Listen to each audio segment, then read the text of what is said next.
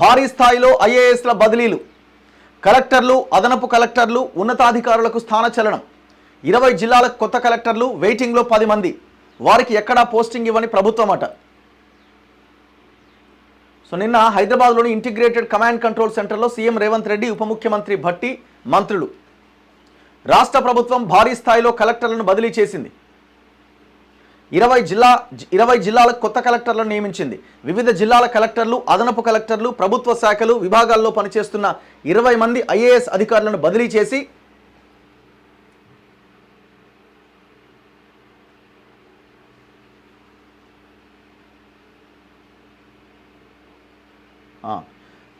చేసి నియామకాలు చేపట్టింది. అయితే ఇప్పటి వరకు ఆయా జిల్లాలకు కలెక్టర్లుగా పనిచేస్తున్న 10 మంది ఐఏఎస్ అధికారులకు ఎక్కడా పోస్టింగ్ ఇవ్వకుండా వెయిటింగ్లో పెట్టిందట. అంటే ఆల్రెడీ పనిచేస్తున్న వాళ్ళని ఒక 10 మందిని వెయిటింగ్లో పెట్టింది. ఈ మేరకు ప్రభుత్వ ప్రధాన కార్యదర్శి శాంతికుమారి శనివారం బదిలీ ఉత్తర్వులు జారీ చేశారు. అయితే కొత్త కలెక్టర్ల రాకతో రిలీవ్ కావాల్సిన 10 మంది పాత కలెక్టర్లకు ఎక్కడా పోస్టింగ్ ఇవ్వలే. వీరిలో ఎవరెవరంటే V P Gautam Khammam collector, P Uday Kumar Nagarkurnool collector, Pamela Satpathy Karimnagar collector, Bhavesh Mishra Jayashankar Bhupalpally జిల్లా collector, Yasmin Basha Jagtial, G Ravi Mahabubnagar, Harichandana Dasari Nalgonda, S Venkatarao Suryapet, Ila Tripathi Mulugu, ఆల ప్రియాంక భద్రాద్రి కొత్తగూడెంలకు ఎక్కడా పోస్టింగ్ ఇవ్వకుండా వాళ్ళని వెయిటింగ్లో పెట్టిరట. మరి వాళ్ళని ఎక్కడ వాడతారో చూడాలి. సో ఇక్కడ ఎవరెవరైతే కలెక్టర్లు ట్రాన్స్ఫర్ చేశారో, బదిలీ చేశారో వాళ్ళకి సంబంధించిన వివరాలు ఇక్కడ మనకు కనబడతా ఉన్నాయి. ముజమ్మిల్ ఖాన్ పెద్దపల్లి కలెక్టర్ను ఖమ్మం కలెక్టర్కి బదిలీ చేసిరు. బడావత్ సంతోష్ని నాగర్ కర్నూలు కలెక్టర్గా పెట్టిరు. సందీప్ కుమార్ ఝా రాజన్న సిరిసిల్ల జిల్లా collector, Anurag Jayanti Karimnagar, Ashish Sangwan Kamareddy, Jitesh V Patil Bhadradri Kothagudem, Rahul Sharma Jayashankar Bhupalpally, Sikta Patnaik Narayanpet collector, కొత్త కలెక్టర్ అన్నమాట వీళ్ళు. Koya Harsha Peddapalli collector, P Praveenya Hanamkonda collector, Budumajji Satyaprasad Jagtial collector, B Vijayendra Mahabubnagar collector, Kumar Deepak Mancherial collector, Prateek Jain Vikarabad collector, Narayana Reddy Nalgonda collector, Adarsh Surabhi Wanaparthy collector, Tejas Nandlal Pawar Suryapet collector, M Satyasaradadevi Warangal collector, Diwakar TS Mulugu collector, అభిలాష అభినవ్ నిర్మల్ కలెక్టర్. సో ఇప్పుడు నేను చదివిన ఇవన్నీ కూడా కొత్తగా బదిలీ అయినటువంటి ఏరియాలు అనమాట. ఇప్పుడు ఆయా జిల్లాలకు వాళ్ళు కలెక్టర్లుగా ఉన్నారు. సో పెద్ద ఎత్తున ఈ ట్రాన్స్ఫర్స్ జరిగినాయి. కానీ ఇక్కడ పాయింట్ ఏంటంటే ఇంతవరకు ఒక్క ప్రిన్సిపల్ సెక్రటరీని కూడా పక్కకు పెట్టలే. ఒకరిద్దరిని ఎవరి మన వీళ్ళు ఉన్నారు కదా, ఆయన ఒకరిద్దరు వాళ్ళని ఎవరినో మార్చినట్టున్నారు తప్ప, అరవింద్ కుమార్ ఇట్లాంటి వాళ్ళని కొంత పక్కన పెట్టినట్టున్నారు తప్ప. సో పెద్ద ఎత్తున ఇప్పుడు నవీన్ మిట్టల్ మంచి పొజిషన్ ఇచ్చి ఆయన్ని మేపుతా ఉన్నారు. Is a corrupted officer. ఇట్లా చాలామంది ఉన్నారు. అండ్ ఇంకొక విషయం ఇక్కడ ప్రధానంగా చెప్పుకోవాల్సింది, 1100 మంది ఆఫీసర్లు రిటైర్డ్ అయిన వాళ్ళు ఎంప్లాయీస్ ఉన్నారు ఇవాళ మొత్తం రాష్ట్రం మొత్తం మీద. ఆగ మేఘాల మీద సిఎస్ శాంతికుమారికి ఆదేశాలు ఇస్తే ఆమె ఆదేశాల మేరకు టోటల్ అన్ని డిపార్ట్మెంట్స్లో ఉన్న హెచ్ఓడీలంతా లిస్ట్ అంతా తయారు చేసి సాయంత్రానికి 1100 మంది లెక్క తీసిరు. మరి అంత హడావుడి చేసిర్రు, ఇంతవరకు ఒక్క చర్య లేదేంది? 1100 మంది రిటైర్డ్ ఆఫీసర్లు ఎవరు వీళ్ళంతా? ఇందులో మెజారిటీ కొంతమంది సరే జెన్యున్గా వర్క్ చేసిన వాళ్ళని కొంత ఇది చేసి ఉండొచ్చు, కానీ మెజారిటీ ఇందులో ఎక్కువ మంది ఇన్ఫ్లుయెన్స్తోని అయిన వాళ్ళే చాలామంది ఉన్నారు. ఇట్లా 75 సంవత్సరాలు పైబడ్డ ముసలాలు కూడా ఉన్నారు ఇంకా రిటైర్డ్ అయిన పదవులు. మరి వాళ్ళని ఎందుకు ఇంకా వాళ్ళ మీద చర్యలు తీసుకోవట్లే? చర్యలు మీన్స్ వాళ్ళని తప్పించవచ్చు కదా. చాలామంది ఇందులో పెద్ద ఎత్తున కరప్టెడ్ ఫెలోస్ ఉన్నారు. ఇప్పుడు లక్ష్మారెడ్డి మనం రోజు మాట్లాడుతున్నాం గొర్రెల స్కామ్లో. లక్ష్మారెడ్డిని ఆడ పశుసంవర్ధక శాఖ డైరెక్టర్ నుంచి తీసేస్తే కేసీఆర్ని కాలు మొక్కి బతిలాడుకొని మళ్ళీ ఎస్సీ కార్పొరేషన్లో ఎంటర్ అయ్యిండు. ఆయన మీద పెద్ద ఎత్తున అవినీతి ఆరోపణలు ఉన్నాయి. ఇవాళ కనబడుతుంది స్కామ్ నడుస్తుంది, ఇంకా అట్లనే ఉన్నాడు. విద్యాసాగర్ రెడ్డి రూరల్ డెవలప్మెంట్లో ఉన్నాడు, 75 ఏళ్ళ పైన ముసలాయన, ఆయనని పక్కన పెడతలేదు. ఇట్లా చాలామంది ఆఫీసర్స్ ఉన్నారు. ఈ రిటైర్డ్ ఆఫీసర్ల జాబితా మీ ముందున్న తర్వాత ఎందుకు ఇంకా చర్యలు తీసుకుంటలేరు? కింది స్థాయిలో ఉన్న వాళ్ళకి ప్రమోషన్లు వస్తాయి కదా, అదే తెలంగాణ ఉద్యోగులకి ప్రమోషన్లు వస్తాయి కదా ఆ స్థానాలు ఖాళీ చేస్తే. సో ఈ రకంగా దాంతోపాటు సాధారణ బదిలీలు ఎప్పుడు ఏళ్లుగా నిరీక్షిస్తున్న ఉద్యోగులు, ప్రభుత్వ ఉద్యోగుల సాధారణ బదిలీలు సకాలంలో జరగకపోవడంతో వారంతా సుదీర్ఘకాలంగా ఒకే చోట పనిచేయాల్సి వస్తుందట. ఇట్లాంటి వాళ్ళ సిచ్యువేషన్ ఇట్లా ఉంది. కొందరు ఉద్యోగులు 15 సంవత్సరాలుగా ఒకే స్థానంలో కొనసాగుతున్నారట.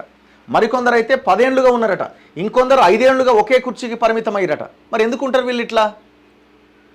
గత ప్రభుత్వంలో ఉద్యోగ సంఘాల తరపున సర్కారుకు పదే పదే విజ్ఞప్తి చేసినా పట్టించుకున్న వారే లేరని, కాంగ్రెస్ ప్రభుత్వం వచ్చాకైనా పరిస్థితిలో మార్పు వస్తుందని ఆశిస్తే ఇప్పుడు కూడా అదే పరిస్థితి అలాగే ఉందని ఉద్యోగులు ఆవేదన వ్యక్తం చేస్తున్నారు.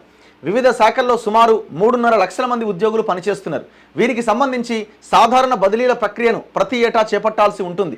కొన్ని శాఖల్లో 2 ఏళ్లకు ఒకసారైనా ఉద్యోగులు బదిలీ చేయాలనే నిబంధనలు ఉన్నాయి. కానీ 2014లో తెలంగాణ రాష్ట్రం ఏర్పడ్డాక గడిచిన 10 సంవత్సరాల్లో ఒక్కసారి మాత్రమే సాధారణ బదిలీలు చేపట్టారని ఉద్యోగ సంఘాలు చెబుతున్నాయి. 2018లో 40% మంది ఉద్యోగులకు బదిలీలు చేస్తామని చెప్పిన నాటి కేసీఆర్ ప్రభుత్వం కేవలం 20% మందికి అవకాశం కల్పించింది. ఆ తర్వాత మళ్ళీ బదిలీల ఊసే లేదు.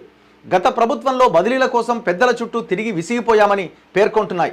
కాంగ్రెస్ ప్రభుత్వం ఏర్పాటయ్యాక కూడా ఇప్పటికే పలుమార్లు ఉద్యోగ సంఘాల తరపున రేవంత్ రెడ్డితో పాటు సిఎస్ శాంతికుమారి, సీఎంఓ అధికారులు, మంత్రులకు సాధారణ బదిలీల కోసం వినతి పత్రాలు సమర్పించామని టీజీఓ అధ్యక్షుడు శ్రీనివాసరావు తెలిపారు. కోడ్ ముగిసిన వెంటనే ప్రభుత్వం బదిలీలు చేస్తుందని ఆశించినా స్పందన లేకపోవడం నిరాశకు గురి చేస్తోందన్నారు. మరి ఎందుకు?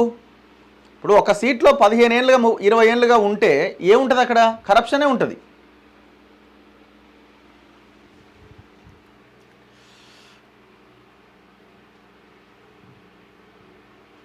సో గవర్నమెంట్స్ ఎట్లుంటాయంటే వాళ్ళకి అనుకూలమైన ఆఫీసర్లకి మంచి పొజిషన్లు, వాళ్ళకి భజన చేసే వాళ్ళకి వాళ్ళు చెప్పింది చేసే వాళ్ళకి మంచి పొజిషన్. ఇవాళ మంత్రికి ఒక మంత్రి ఉన్నాడు అనుకోండి, ఆయనకు సంబంధించిన ఒక ఆఫీసర్ ఉన్నాడు, నేను తెచ్చి పెట్టుకుంటే బాగుంటుంది అనుకోండి. ఇది ప్రజల కోసమో లేకపోతే డెవలప్మెంట్ కోసమో ఆయన అయితే మంచిగా ఇవన్నీ ఏముండయి. ఆయన చెప్పినట్టు ఆయన వినాల. అట్లాంటి ఆఫీసర్లకి మంచి రోజులు ఉన్నాయి ఇవాళ. కానీ నిజాయితీగా పనిచేస్తా, రూల్స్ ప్రకారం పనిచేస్తా, ఉన్న గైడ్లైన్స్ ప్రకారం పనిచేస్తా అంటే కుదిరాయి.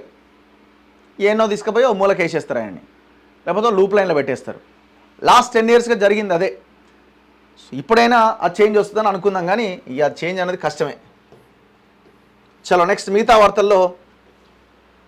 సో ఎందుకు పోయి రేవంత్ రెడ్డి అంటే ఈ కమాండ్ కంట్రోల్ సెంటర్కి మొత్తం రాబోయేది వర్షాకాలం కాబట్టి, వర్షాలు స్టార్ట్ అవుతున్నాయి కాబట్టి హైదరాబాద్లో ముఖ్యంగా ఈ వరదలతోని ప్రతి సంవత్సరం ఒక 2-3 సార్లు అయినా ప్రజలు, లోతట్టు ప్రాంతాల ప్రజలు ఇబ్బందులు పడుతూ ఉంటారు. సో దాని మీద కొంత ఆయన ఒక రివ్యూ చేసే ప్రయత్నం చేస్తున్నారు.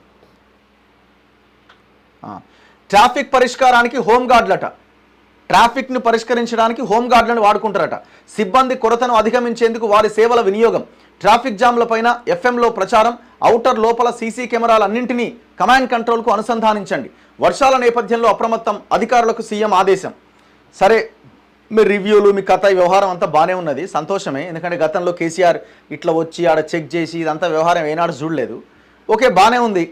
ఇప్పుడు మీరు నాకు ఇక్కడ అర్థం కాని విషయం ఏంటంటే ట్రాఫిక్ పరిష్కారానికి హోంగార్డులను వాడతారట.